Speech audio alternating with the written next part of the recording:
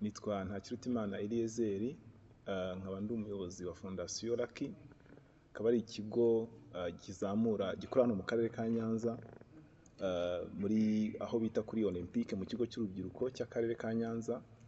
Akaba ari iyo Fondation Lucky, akaba ari ikigo kizamura impano z'urubyiruko, kikanateza imbere izo mpano z'urubyiruko mu ngeri zitandukanye, harimo impano, abana bafite impano zo kumurika imideri, abana bafite impano zo kubyina imbyino gakondo, cyane ko hano ku Nyanza ari igicumbi cy'umuco.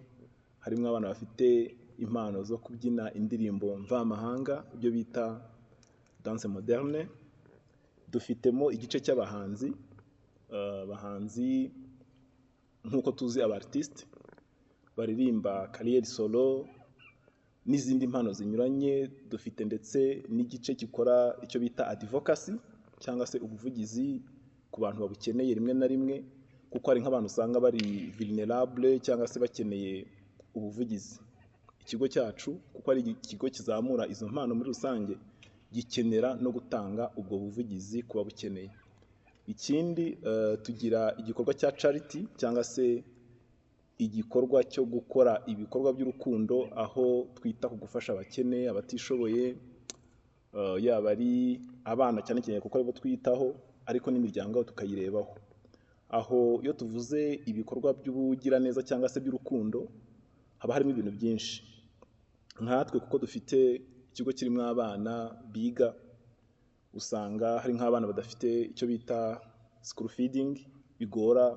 Hari abana batabona school fees cyangwa amafaranga y'ishuri bisanzwe.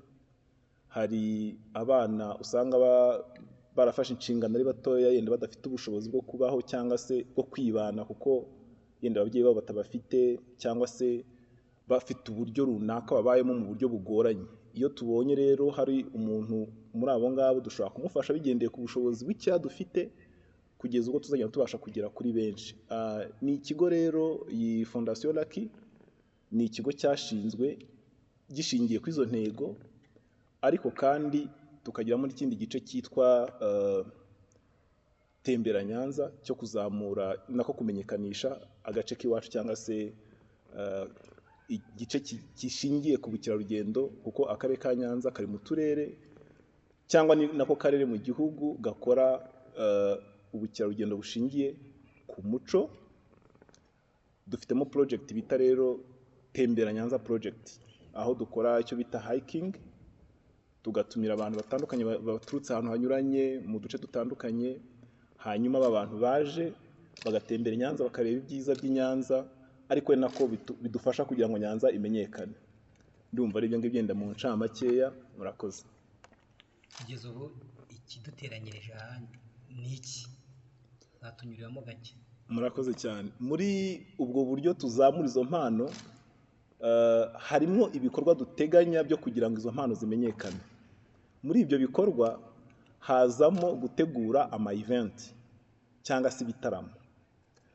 Niba abana babashije kugira impano bagaragaza bafite zikazamuka, hagera igihe cyo kugaragaza za mpano kugira ngo abantu bazimenye, bamenye ko abo bantu bari talented bahari.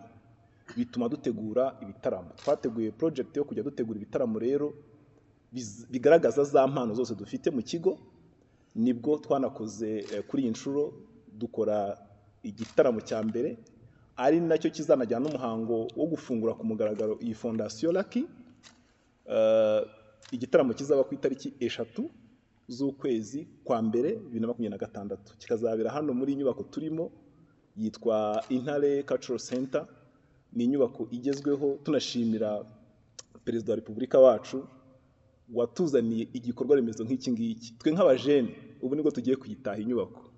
Navuga ko mu rwego rwacu nk'abajene, iyi nyubako ku itariki 3 z'ukwezi kwa mbere, ubwo ni kuwa gatandatu ejo bundi, iyi nyubako nibwo tuzayitaha twe nk'abajene, kubera yuko tuzakora igitaramo kinini kirimo abantu batandukanye. Twatumiye abantu ba hano iwacu, dutumira inzego z'ubuyobozi, kuko dushimira nibura yuko leta yaduhaye igikorwa remezo nk'iki ngiki. Akarere kacu tugashimira yuko nibura kadufashije kuba twabasha guhabwa amahirwe nk'anga yo kubona ahantu heza nk'angaha ho gukorera. hanyuma ni umwanya mwiza wo kugaragariza n'abantu yuko aha hantu koko hahari kugira ngo tuhakore nk'abajene. Ni n'umugisha twagize wo kuba inyubako iri mu karere kacu. Ku y'inshuro rero tugiye kuhakorera igitaramo cya mbere, hanyuma tuzaba tunakora ibi bitaramo buri mwaka. Ni igitaramo tuzaba dukora inshuro nibura 2 mu mwaka, ariko kikazaba ari igitaramo kizakiba mu kwezi kwa gatandatu, cyo bita grande vacances, kikongera kikaba mu mpera z'umwaka. Gufata icyo gitaramo tukagishyira mu buryo bubiri mu mwaka rero nabyo bifite icyo bivuze. Ubusanzwe mu mpera z'umwaka aba ari iminsi yo kugira ngo abantu basoze umwaka bishime, babone Noheli na Bonane. Nk'abantu dufite abana cyangwa urubyiruko, twifuje ko mu kwa 12 cyangwa se mu kwa mbere, mu mpera z'umwaka nyine dutangira n'undi mwaka, tuzaba dukora icyo gitaramo. Hanyuma mu kugikora hakaba umwanya mwiza wo gusangira n'abajene, umwanya mwiza wo gusangira n'abana bo muri fondasiyo, kubafasha mu buryo butandukanye, tubaha Noheli, kubafasha mu buryo butandukanye, dutanga ibyishimo ku miryango, kuko hari n'abana dufite bagiye batubwira bakabitubwira mu buryo bweruye, bakatubwira ati rwose niba hari amahirwe twagize ni ukuba dufite iyi fondasiyo gutya, kuko nibura ni ahantu dukura ibyishimo, ni ahantu dukura umunezero, ni ahantu amarangamutima yacu abasha kubakirwa. Rero mu kwa 12 tuzaba dukora igitaramo nk'iki ngiki, ndetse twongere mu kwa gatandatu, ariko icyo mu kwa gatandatu cyo kizaba kiba ari igitaramo cyo kugira ngo nibura dufashe imiryango itandukanye aho biri ngombwa, yaba ari kubashakira ibikoresho, yaba ari kubashakira mituwele, yaba ari kubashakira school feeding, kuko nkuko mwabibonye dufite fondasiyo Lucky ifite slogan ivuga ngo hope for better future. Ntabwo wagira ejo heza cyangwa se ntabwo wagira ibyiringiro by'ejo hazaza ubuzima bwe butameze neza. Ni muri ubwo buryo twanateganyije ko tuzaba tugira igihe runaka cyo gukora nka fundraising yo kugira ngo nibura dufashe abantu muri twebwe tubona ko bikenewe. Ni uburyo bwo gushyigikira abantu, kuko niba abo bantu bari talented, hari igihe ushobora gusanga ari standard z'ubuzima zigoranye. Kuba umuntu ari talented ntabwo bikuraho yuko hari ubundi buzima, hari ibindi bintu runaka yakwiye kuba yabona cyangwa yafashwa. Muri ubwo buryo rero nibwo dupanga tukavuga duti nibura twagaragaje uko tumeze, twagaragaje ibyo tumaze kugeraho, twagaragaje impano dufite, hanyuma reka tuzishyigikire. Ni uburyo bwo kudushyigikira cyangwa se gushyigikira izo mpano abajene bafite bo mu karere kacu.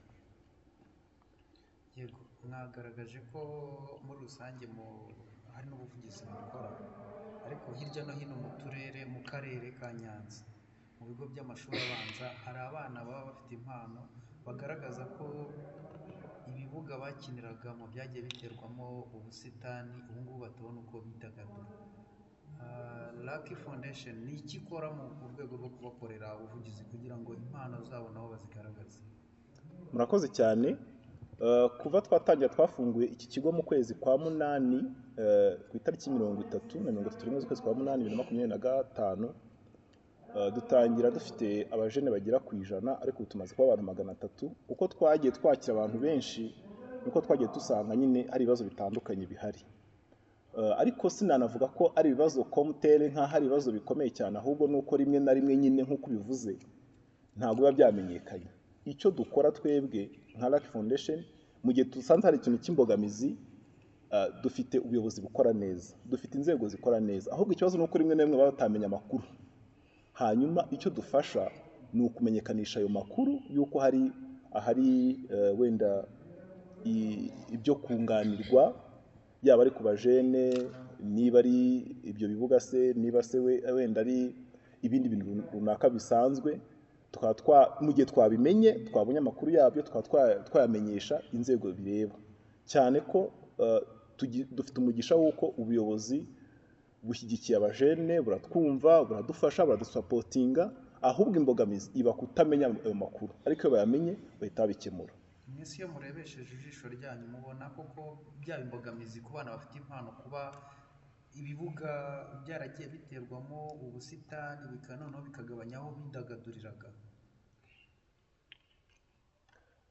iyo turebye wenda mu mboni yacu, kuko natwe uko tubibona tubibona bishingiye ku kugisha inama, hanyuma kwa kugisha inama gutuma tubona uburyo ibintu bitari ku murongo cyangwa se harimo imbogamizi byabasha kuba byaboneka ibisubizo. Ntabwo twavuga yuko yenda nko kuvuga ngo ibibuga ngo byatuyemwo ibiti, ntabwo navuga yuko ari cyo kibazo gihari, kuko kugeza ubu ngubu abana b'abanyempano iyo biyegeranyije bakishyira hamwe bakabwira ubuyobozi, burabafasha buranabashyigikira. Niyo hari imbogamizi ihari bakayimenyekanisha, ubuyobozi bubaba hafi. Murakoze. Umwana rero wumva ufite impano ni iki mwamubwira muri aya masaha? Murakoze cyane. Icya mbere ku mwana ufite impano ni ukwitinyuka, kuko twamaze kubona yuko ubuzima tubamo abantu b'abanyempano, si no kuvuga ngo mu gihugu cyacu mu Rwanda gusa, no mu bindi bihugu usanga abantu bari talented babaho mu buzima buruta ubw'izindi sectors zibaho, kuko impano buriya ni ikintu gishobora kugutunga, kikakugaburira, kikaguha umusaruro. Ahubwo ikibazo tugira, navuga ngo ni Abanyafurika gusa muri rusange duhuriyeho nk'Abanyafurika muri rusange, ntavuga ngo ni Abanyarwanda gusa, ahubwo tugihuriyeho, usanga kenshi tutazi impano dufite cyangwa dushobora kwibonamo. Kugira ngo umuntu azamenye impano ye biragorana, ariko wabashije kumenya ko ari talented agasanga afite impano, biradufasha. Iyo mpano ibashije kumenyekana igasigasirwa, igafashwa, igakura, igera ku bintu bihambaye, kuko abantu tubona banini cyane akenshi usanga abantu bari talented.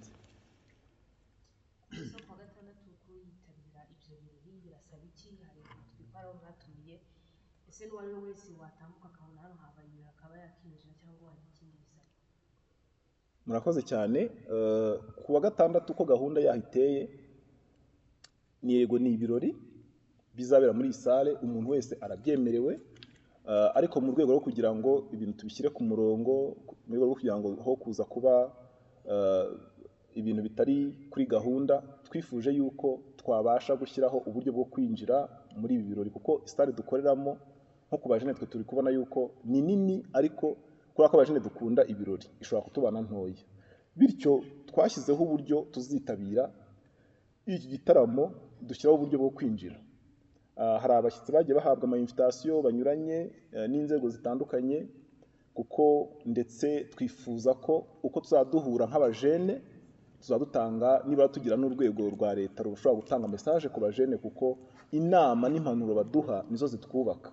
Twifuje ko rero habaho uburyo nibura abantu bazinjira, dushyiraho uburyo bubiri bwo kugira ngo tworohereze abantu, ariko byo kuba akavuyo.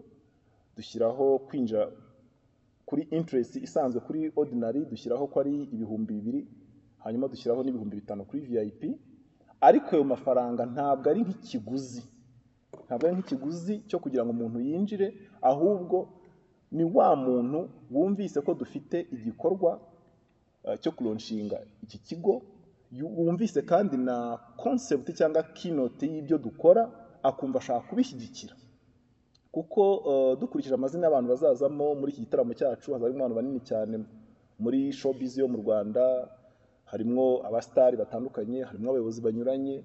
Mu by'ukuri ntabwo icyo giciro gihuye n'urwego iyi event iriho, ahubwo cyashyizweho kugira ngo habeho nk'umusanzu wo gushyigikira, cyane ko nitumara no kugeramo imbere, igitaramo cyatangiye, tuzajya n'umwanya wo kugira akantu kameze nka fundraising, kugira ngo nibura hari igitekerezo twagize nibura cyo kureba abantu bashobora kuba badafite mituweli, kugira ngo kuba twabashakira mituweli. Dushyiraho igitekerezo cyo gutangiza nko mu bajene, hari gahunda ya ejo heza twifuza kugira ngo dushishikarize abajene kugira ngo nabo babashe kuba batangira kujya bayitabira, kuko ni gahunda yo kwizigamira twebwe ubwacu, ariko usanga dufite amakuru atandukanye. Ikindi turifuza nibura gutangira procedure yo kwigira nk'abajene, tukaba dutumira abantu banyuranye muri field zitandukanye, bakaza bakaduha ibiganiro cyangwa se impanuro cyangwa se impuguro zishingiye ku gukora ama business mu buryo butandukanye, mu rwego rwo kugira ngo nk'abajene tugire mentorship cyangwa se icyo twita nka capacity building. Ni muri ubwo buryo rero hashobora guhuriramo ibyo bintu binyuranye, noneho bikanatuma na cya gikorwa twapanze cyo kujya nka contribution cyangwa se nka fundraising dukora, hari igice cy'abana bo muri fondasiyo bibasha gufasha bikabashyigikira. Urugero nk'ubu ngubu nababwiye ko tuzamura impano tukazanaziteza imbere, ariko hari ibintu tudafite kandi dukeneye kuba twagira nk'ibikoresho. Urugero, niba dufite nka team y'abartiste, ubu usanga nta bikoresho dufite kuko nibwo tugitangira, turacyari kwiyubaka, kandi murabizi ko nk'abartiste akenshi baba bakeneye ibikoresho, harimo amadrum, harimo amapiano, harimo amagitari, ibikoresho bya musique musanzwe muzi n'urugero. Ikindi kuba twaba dufite fondasiyo ubundi ahanini imiryango itegamiye kuri leta cyangwa se imiryango ama NGO aba ari ibigo bifasha. Gufasha ni kimwe mu bintu biba bikenewe mu gihe byateguwe neza, bityo nibura kuba dufite abana biga bari mu mashuri dushobora kubashyigikira bakiga neza bazamana izo mpano, dushobora kubashyigikira ahatari ubushobozi bukaboneka, ariko tugamije kugira ngo niba za mpano zikurire muri condition nziza, babashe kugira icyo bazigezaho, bazabashe no kugira ku cyo bageza ku gihugu ndetse no ku miryango yabo. Nabonye ko muzakorana n'akarere ka Nyanza mu kumenyekanisha ibyiza bihari, ubwo muzesamo urubyiruko, ariko kandi urubyiruko tuzi ko rufite icyo nakwita nk'icyo mu mateka n'ubumenyi. Nta mwaramaze gutraininga bazaba bakora muri visit Nyanza kuko nabibonye muzakorana mutanga mu president yuko y'umuco kuko mwavuze culture and heritage. Murakoze cyane, ikibazo cyiza cyane. Icyo kintu cyitwa visit Nyanza cyangwa se tembera Nyanza, iyi project ubwayo ni projet ishingiye ku bukerarugendo cyangwa ni projet y'ubukerarugendo bushingiye ku muco. Kandi nk'abajene murabizi yuko ibijyanye no kumenya amateka, umuco n'umurage mu rubyiruko usanga tutabyita kenshi, ariko mu buryo bwo gusigasira nk'uko binagaragara kuri siloga yacu, twebwe ntabwo tubikora nk'abantu bafite ayo makuru 100%, ahubwo dufata, hari ababyeyi bacu usanga bakuze, hari abasaza, hari abakecuru bafite ayo mateka, biri no mu ntego twe dufite kwegera bababyeyi, hanyuma bakajya baza mu event twakoze, twanabasanga aho batuye bakadusigira uwo murage, bakatuganiriza, bakabidukundisha. Ni naho hava kirazira, indangagaciro. Ikindi no kuba twanabikora mu buryo busa nkaho ari niba tuvuze ngo tembera Nyanza, urumva ko harimo ibijyanye n'imyidagaduro. Iyo tuvuze hiking ubwabyo ni ikintu umuntu akora, akaba nakoramo na siporo nko kugira ngo niba n'umubiri umere neza. Bivuga ngo aho ngo harimo inyungu nyinshi, muri iyo projet tembera Nyanza project ubwayo ihuza abantu bahano batandukanye mu duce dutandukanye, mu turere dutandukanye, ko tuzatubikora ku buryo tubimenyekanisha abantu bakabimenya, kuko sino kuvuga ngo ni ukubikora gutyo gusa bimeze nk'aho ari ukubigumisha biri loko. Turifuza kugira projet nini. Mujya mubona ikintu bita, hari igikorwa kiba mu gihugu twita twese tuzi twese nk'abanyarwanda cyitwa kwita izina ingagi. Iriya ni projet nini ikorerwa mu karere ka Musanze, n'urugero mbahaye mu karere kamwe gafite projet nini nk'izo ngizo z'ubukerarugendo. Turifuza ko natwe mu karere kacu ka Nyanza, cyane ko ari n'akarere gafite amateka ashingiye ku muco, twabona natwe projet iri ku rwego nka ruriya. Nibura twadutombora tukabona His Excellence yagiye mu Kinigi, undi munsi akaza i Nyanza aje muri tembera Nyanza. Ibyo bintu byaturyohera, ukabona igihugu, abadiaspora baje, abakinyi baje. Icyo kiri mu bintu byanatumye dutekereza no projet ya tembera Nyanza, kwishyiramo imbaraga ngo tuyikore dushize amanga. Ikindi bizanakuza icyo bita urujya n'uruza mu karere kacu karushaho kumenyekana, kandi n'abajene bibaha akazi.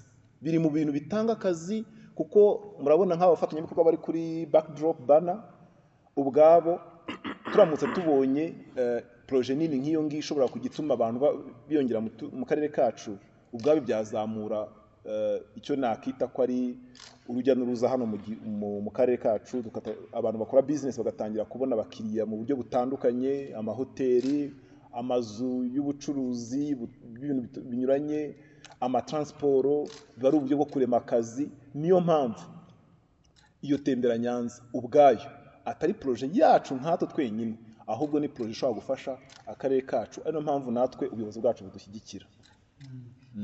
Murakoze cyane. Muri Nyanza ubundi tugira ibice bitandukanye umuntu ashobora gusura. Tugira icyo bita Royal Trail, tugira City Tour, tugira icyo bita Big View Trail, ndetse hari n'indi irimo guproposwa yamaze ndetse no iri gukorerwa inyigo kugira ngo ibashe kuba nayo yabasha kujya mu zizajya zikorwa, yitwa Gacu, hari hejuru ku musozi muremure cyane muri Nyanza. Ni ahantu ugera ukabona ubwiza bw'akarere ka Nyanza, ni ahantu ugera ukumva klima nziza kurusha uko wabitekereza, kuko ni umusozi muremure. Iyo uhageze wumva hari ibintu bihindutse ukurikije uko environment imeze. So Nyanza ifite ikindi, hano murabizi ko dufite inzu ndangamurage, dufite mu Rukari King Palace, dufite Kwigira Museum, dufite Mutende, dufite Gatagara Trail. Hari ahantu henshi ho gusura, hari ahantu henshi hafite amateka, hari ahantu henshi ho gutembera ariko abantu batazi. Kandi aho hantu kuhamenya nuko bisaba yuko ari abantu bahafite amateka bayamenyekanisha, ikindi abatahazi bakaba bahasura bakahamenya. Niyo nzira binyuramo. Yego cyane. Waje abayagiye, ndagira ngo tubwire nyuma yo kuwa gatandatu y'iri murika, mumaze kumurika ikigo, kwitabira ikigo ubundi bisaba iki kugira umuntu abe yakinjiramo? Hasabwa iki umuntu ugiye kwinjiramo? Iyi Fondation Lucky twayishinze ku bintu bibiri. Nagize umugisha wo kwitabira Youth Connect, ngezeyo mbona ngira umugisha wo kubona abantu batandukanye barampugura, mpakura ubumenyi bunyuranye, mbona bwa bumenyi nkwiye kubuzana iwacu nkabwifasha mu guteza imbere abajene bagenzi banjye, nkurikije amahirwe nari ngizeyo kugira aho ngera. Mbonye nuko n'ahandi business cyangwa ibikorwa bishingiye ku kuzamura uduce twabo babikora.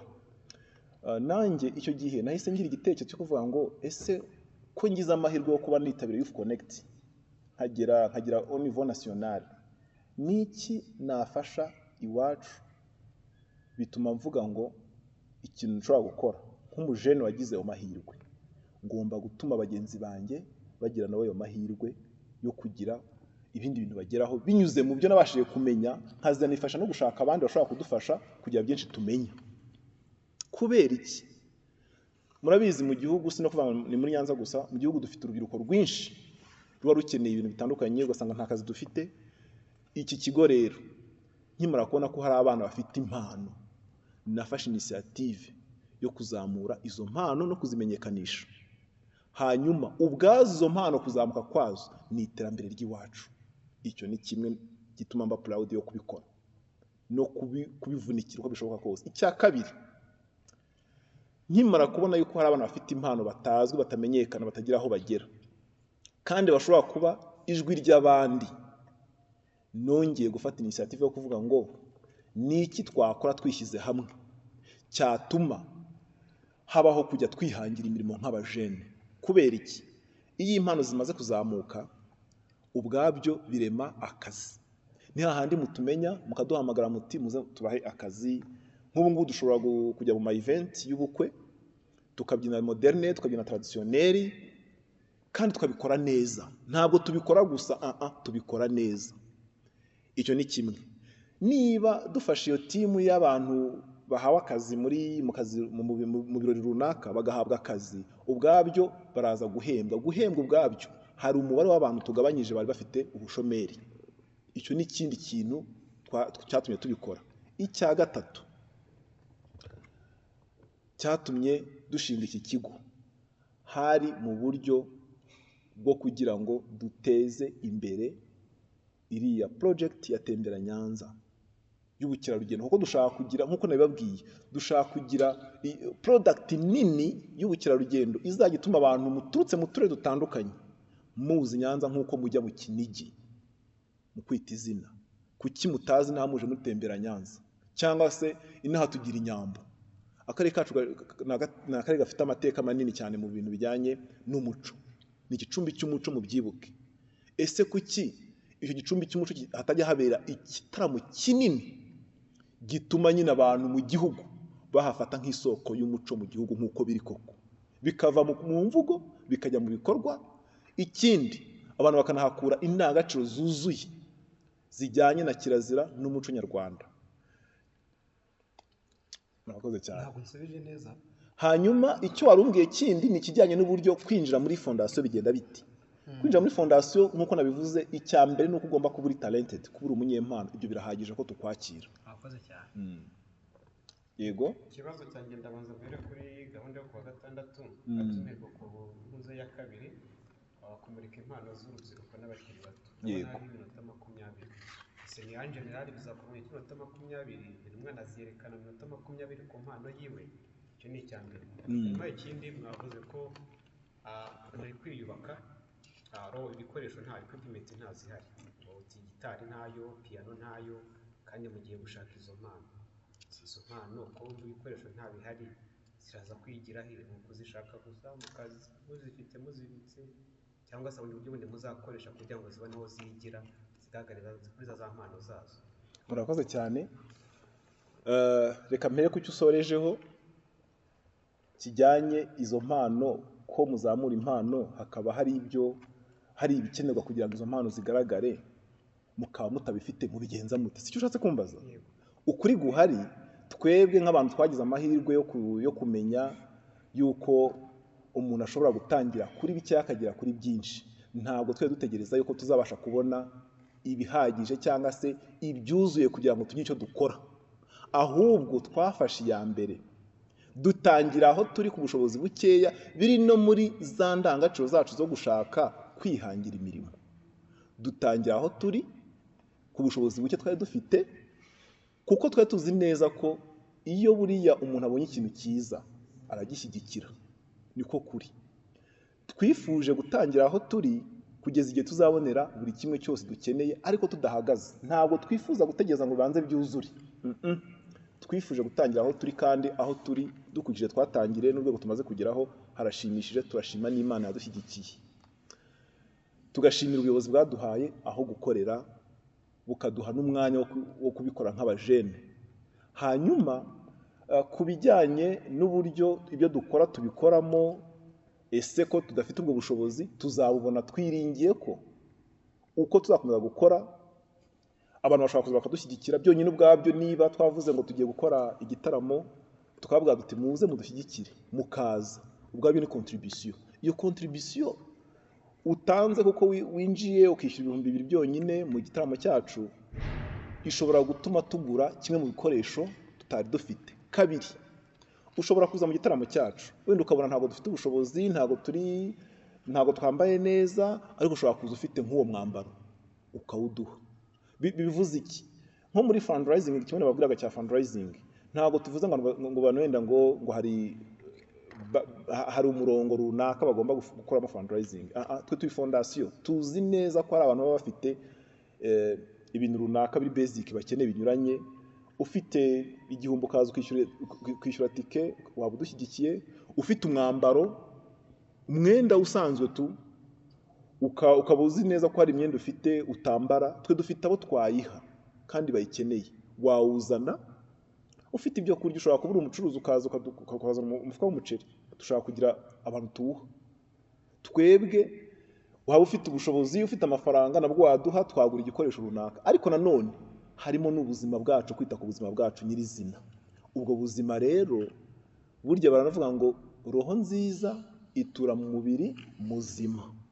Mu gihe dufite amarangamutima ameze neza, dukenera ko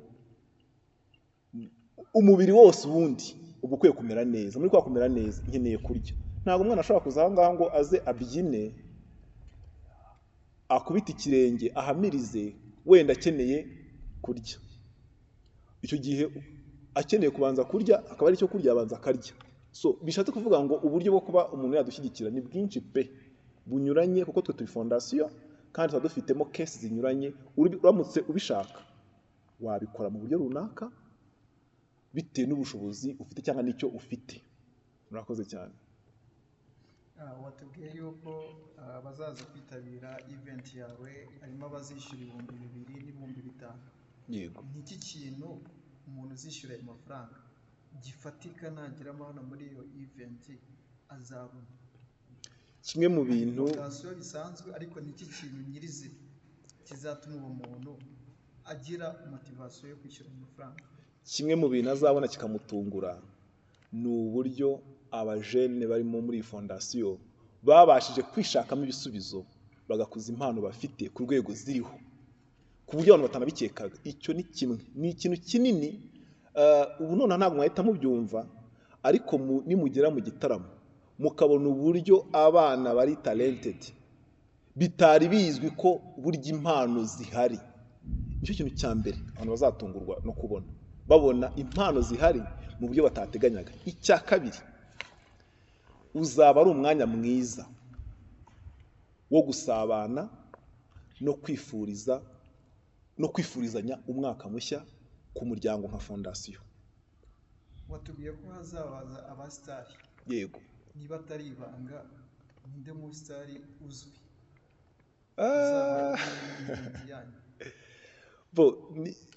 Urakoze. Abasitari bazaza bo ni benshi pe.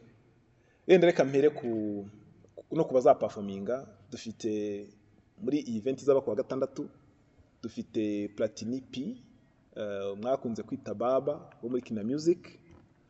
Ni umulegend muri music yo mu Rwanda kandi ni umuntu ukora umuziki ku buryo buri international. Kabiri, dufite umu DJ wa mbere mu Rwanda, DJ Bisoso, azaba ari hano kuwa gatandatu. Gatatu, dufite MC nawe musanzwe mumenyereye, Gitego. Abo bantu yaba ari Bisoso, yaba ari na MC, bose bamenyereye kuri RBA. Ni abantu busanga banakunda batarababona, bivuye kuri kwa kuri tuvuga ngo wanyumvaga kuri radio utarambona live. Noneho tuzabona live, baducurangire, tugire ibihe byo kwishima nk'abantu ba hano i Nyanza. Ni nabwo bwa mbere ahari i Nyanza hagiye kuza abasitari benshi baziye rimwe, ariko impamvu bazaba baje ni ukuza kudushyigikira. Abo ni abantu mbanje kubabwira bari muri performance, bazajya n'ibintu bakora muri performance yacu.